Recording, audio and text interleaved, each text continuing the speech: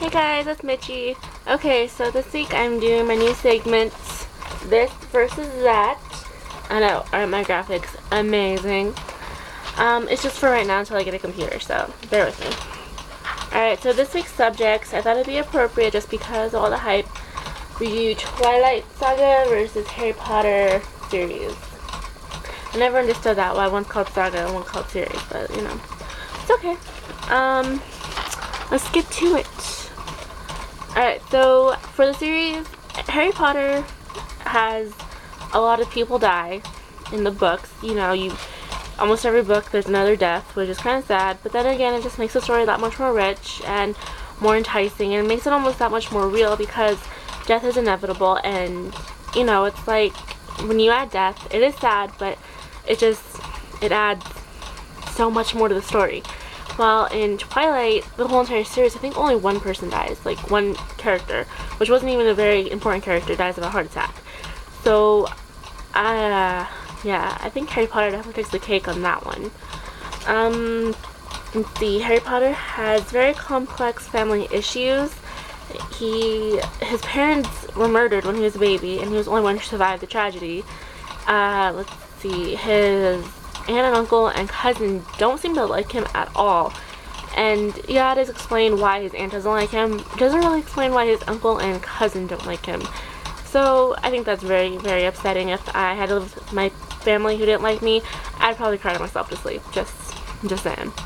Bella in Twilight has divorced parents, and while that is really sad, it's not as uncommon. You know, it's really sad that Harry's family got murdered, and it's also very sad that her parents are divorced, but it's like, oh well, you know, whose parents aren't divorced these days?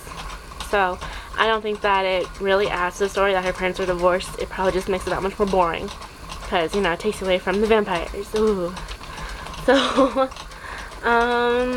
let's see. In Harry Potter, there are numerous magical creatures, you know, unicorns, hippogriffs, all that good stuff, you know, it's awesome. While in Twilight, there are only 2 magical creatures that are mentioned, and it's just vampires and werewolves, which is like, okay, yeah. Harry totally just beats that down. He has way much better, awesome magical things than that. Yeah. Alright, yeah. In Harry Potter, there are some kick-ass monsters, like, for real. There are humongous spiders, and humongous snakes, and evil Death Eaters, and evil hooded figures that I can never remember the names of, I'm sorry. And it's cool, it's awesome, you know, it's like you're given so much that you would never think of on your own, and I think that it's awesome. While in Twilight, there are shiny vampires. Yeah, okay. Okay, this one was kind of hard. I am 100% a Harry Potter fan, but I have to admit, the werewolves in Twilight are way hotter than the ones in Harry Potter. Granted, Lupin is an older, you know, sexy older guy. I'm sorry, but Jacob Black and all the other ones are just hot. Hot, hot, hot. Yeah, so I'm gonna have to say Twilight takes the cake on that one for sure. So Twilight, 1 point. Okay. Next are the main characters, Bella versus Harry. If you read the books and you saw the movies, you'll see that like Bella is really, really whiny, kind of complainy, clingy, needy. She pretty much goes into a coma once her boyfriend leaves. So you can see there's some major issues there. Like, imagine if he was human, you'd just be scared for her, right?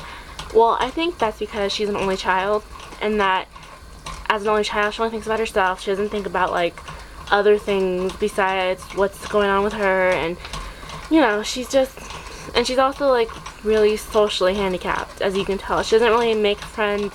There's no other friends that she mentions from her old school when she moves, and it's like, okay, this girl's got issues off the bat, and that's just without a doubt. If you are a Harry Potter fan, then Harry is kind of whiny sometimes. He's kind of doubtful, which is understandable, you know, he has issues, but it's because nobody ever loved him. He didn't have parents. His aunt and uncle never loved him growing up, and it's like, it's understandable when it comes to Harry. Bella, not so much. She's just a whiny bitch. Mind my French. I'm sorry.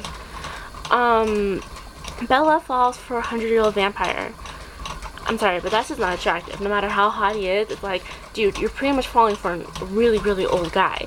Like, what if you found a grandpa who, same age and all that, and you fell for him? It's like, ew, it's gross. You don't do that. It's nasty.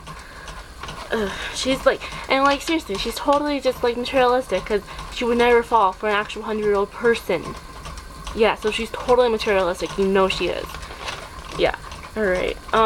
Harry falls for his best friend's little sister. I think if it was a girl, it would be different, because girls don't really care too much about that kind of stuff, but I think guys do, so I think it was bad move on his part falling for his best friend's little sister, but in the end it all works out, you know, as you will see.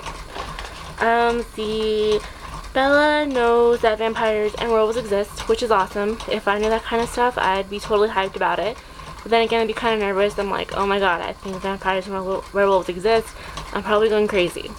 So I'd be a little nervous and kind of hyped at the same time. So, yeah. Harry knows that everything exists. Like, every kind of magical creature you could ever imagine, it's out there. Yeah, and it exists. So I think I definitely would rather know that everything exists other than two things existing. Personal opinion. Just saying. Bella gets to ride on the back of a vampire's back. Fun. Harry gets to ride a broomstick. Oh yeah, think about that. I think that one's awesome. Oh, and Nimbus 2000. Hello. So go for that. Alright, let's see. Bella gains a vampire family, which is really, really cool, and like, they're cool people. But, Stephanie and Meyer created really cool characters for that. I really like the vampire family. Carlisle is without a doubt my favorite. I don't know why, I just really like older guys. Anyway, so yeah, I think she created a really cool family for Bella, but I think in the book, Bella kind of takes her human family for granted. Like, you can tell she wants to be there for them, and she tries to be there for them, but it almost feels like she's just making the effort just to say she made the effort, and I don't feel like once they die, she'd probably be like, oh well, you know, I still have my family. So I feel like she cares more about this awesome vampire family than just her real family, which is kind of messed up. Whereas Harry marries Ginny and becomes a part of the Weasley's family, and he gains the family, and I think that's so rewarding after the whole entire ending of that book. I think that's just the best treat that J.K. Rowling could have given the readers and her fans. I think it's amazing, and I love the ending. So Harry Potter wins this round, and just because I'm a Harry Potter fan and the movie is coming out within a week, Harry Potter wins overall. Sorry. Alright, so that was my first this versus that.